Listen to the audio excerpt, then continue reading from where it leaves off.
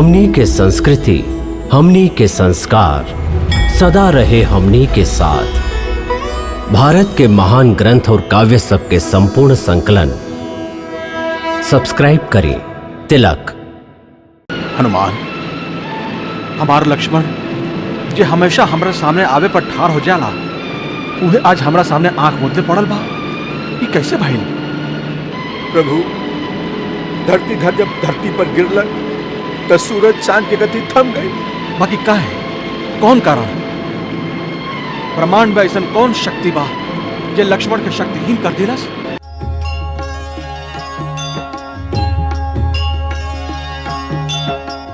युवराज इंद्रजीत के जय, युवराज इंद्रजीत के जय, युवराज इंद्रजीत के जय, युवराज इंद्रजीत के जय, युवराज इंद्रजीत के जय, युवराज इंद्रजीत के जय, युवराज इंद्रजीत के जय, युवराज इंद्रजीत के जय, युवराज इंद्रजीत के जय, युवराज इंद्रजीत के जय, युवराज इंद्रजीत के जय, युवराज इंद्रजीत के जय, युवराज इंद्रजीत के जय, युवराज इंद्रजीत के जय, युवराज इंद्रजीत के जय, युवराज इंद्रजीत के जय, युवराज इंद्रजीत के जय।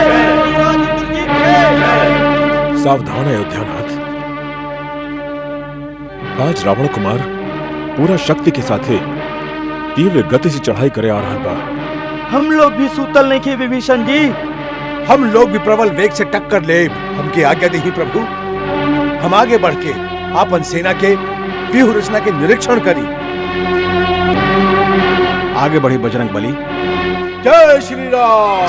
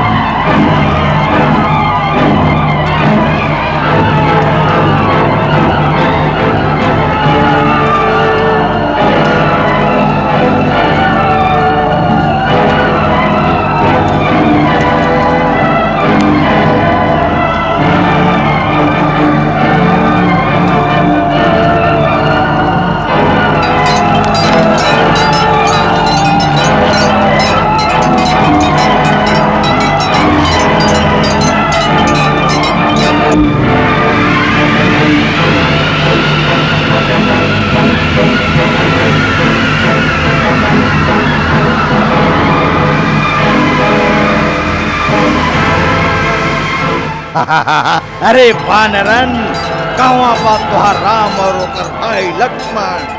कानाक पास के विष ना उतरल अभी, जे तो के बेमौत मरे भेज दिलस।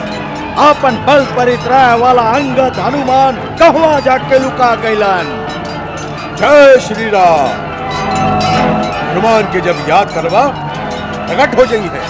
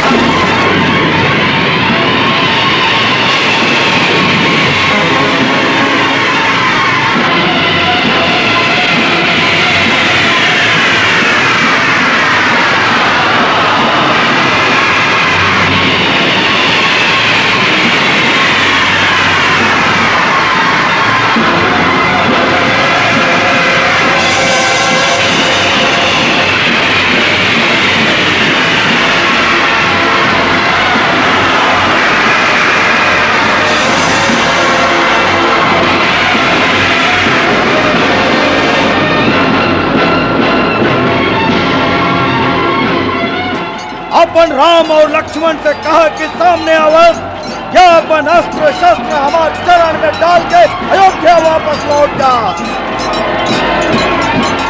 तू निशाचरण के हम लोग भेजले बिना हम अयोध्या कैसे लौटे मेघनाथ?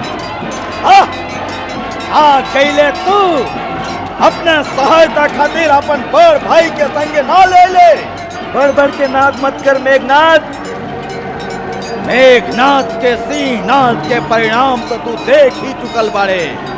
काल बच गईले, लेकिन आज साक्षात ब्रह्मा विष्णु महेश भी तो के बचावे आ गई हैं, तो वो भी ना बचा पाई हैं।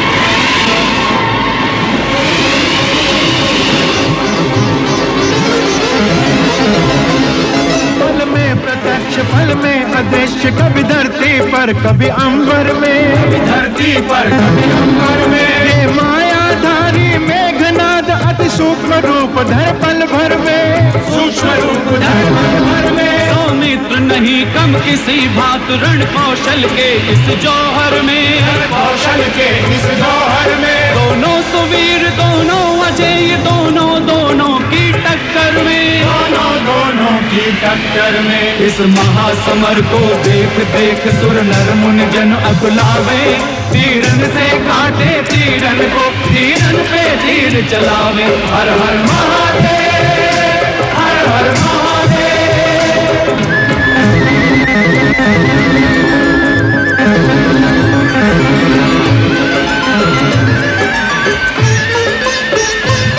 कभी जाकर दूर करे प्रहार, कभी आ लक्ष्मण के पास लड़े, लक्ष्मण के पास लड़े। श्री राम शपथ लेकर लक्ष्मण करने असुरों का नाश लड़े, करने असुरों का नाश लड़े।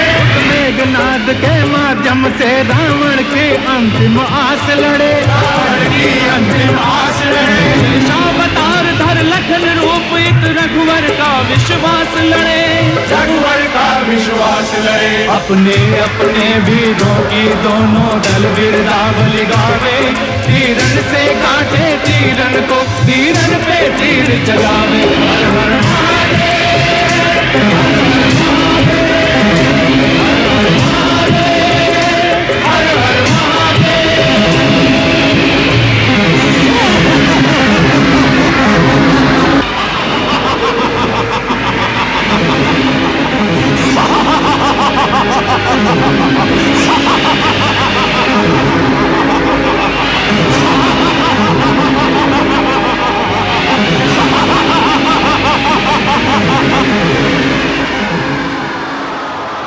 भैया भैया वो कपट युद्ध पर उतरल बा, अदृश्य होके प्रहार कर रहल बा। भैया हम क्या कह दी, पूरा राक्षस जाति के नाश करे खातिर हम ब्रह्मास्त्र के प्रयोग करी। ना लक्ष्मण, ब्रह्मास्त्र बहुत विनाशकारी है। शास्त्र ओकर प्रयोग की आज्ञा हर परिस्थिति में ना दिला। ऐसे हम लोग के उत्तेजित होके धर्म युद्ध के मार्ग ना छोड़े के चाहिए। बाकी राक्षस लोग कोनो भी नीति के ना मानेलन। वो युद्ध में छल कपट के सहारा लेके हमार सेना के संहार कर रहल बारन। उनकर मायावी शस्त्र से बचे खातिर एक ही रास्ता बा, ब्रह्मास्त्र के प्रयोग कइल जाए। युद्ध नीति कहली अयुद्धमानं प्रच्छन्नं प्राञ्जलिं शरणागतं पलायमानं मत्तं वा नहंतुम त्वमीहार्हसि। अर्थात जे सामने युद्ध ना कर रहा होखे, शरण में आ गई होखे, युद्ध से भाग रहा होखे या पागल हो गए होखे, ओकरा पर ब्रह्मास्त्र जैसन महासंहारक अस्त्र के प्रयोग वर्जित बा। बाकी ना लक्ष्मण ना, अधर्म द्वारा प्राप्त विजय कब्बो कल्याणकारी ना होखेला। जौन आज्ञा भैया।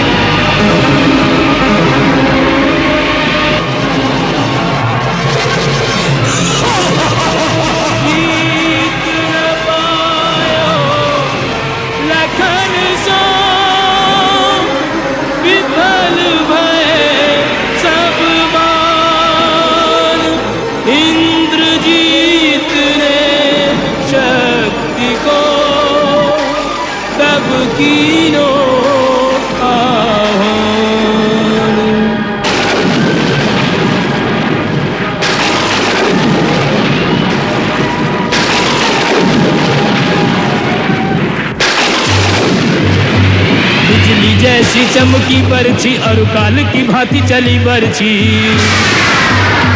रणवीरन के उर्चीरन को परगट रण माही भई बरछी। सब रोकन हारे हार गए,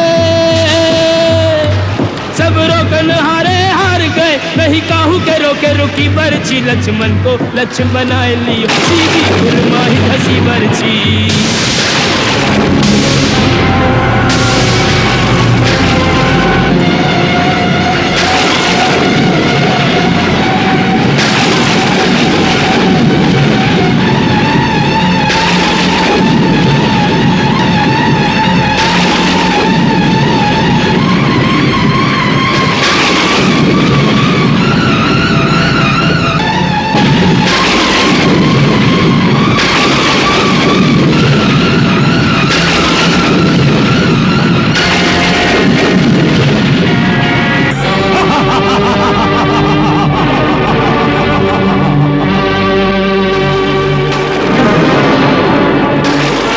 असुर योद्धा लोग, उठा लो एकरा, डाल दे रथ पर, ले चलो एकरा पिताजी के सामने।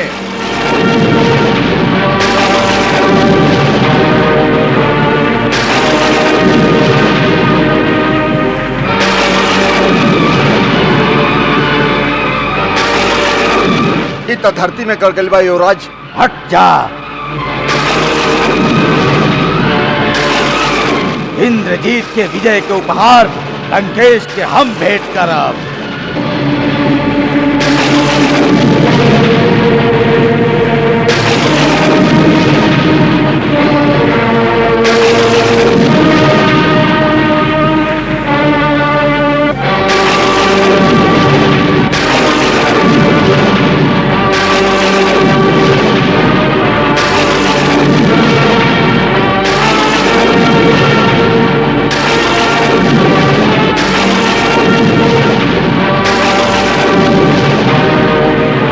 धरती धर के हाथ लगईबा तो धरती में समा जाइबा मेघनाद। स्वयं धरती के आपन फन पर धारण करे वाला बाणन तोरा जैसन पापी के हाथ से ना उठ सकी हैं। नहीं उठे शेष नाग को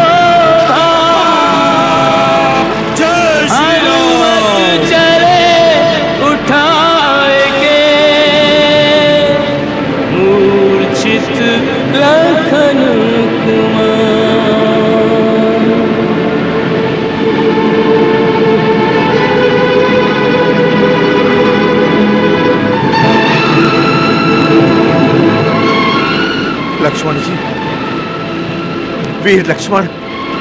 हनुमान जी, हनुमान जी, ई का हो गइल बा? हनुमान जी, वीरवर लक्ष्मण के ई का हो गइल बा? अनर्थ हो गई सुग्रीव महाराज, अनर्थ हो गई। लक्ष्मण, लक्ष्मण, का हो गए लक्ष्मण के?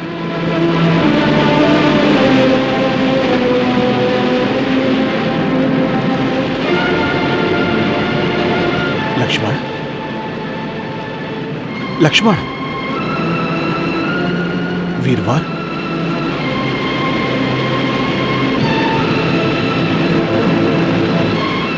हनुमान, हमार लक्ष्मण जे हमेशा हमरा सामने आवे पर ठार हो जाला, उहे आज हमरा सामने आंख मूंदे पड़ल बा।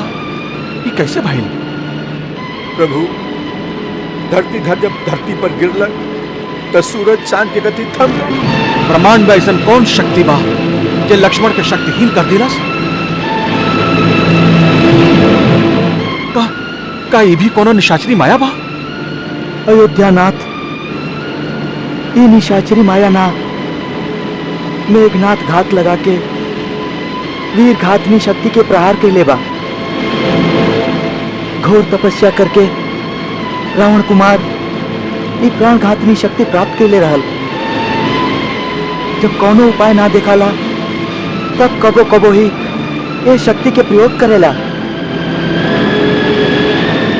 संभव बा तीव्र विषैला नाग के काटल बच जाए, यम पाश से भी प्राण ना जाए, बाकी ये वीर घातनी शक्ति से बचल असंभव बा। ना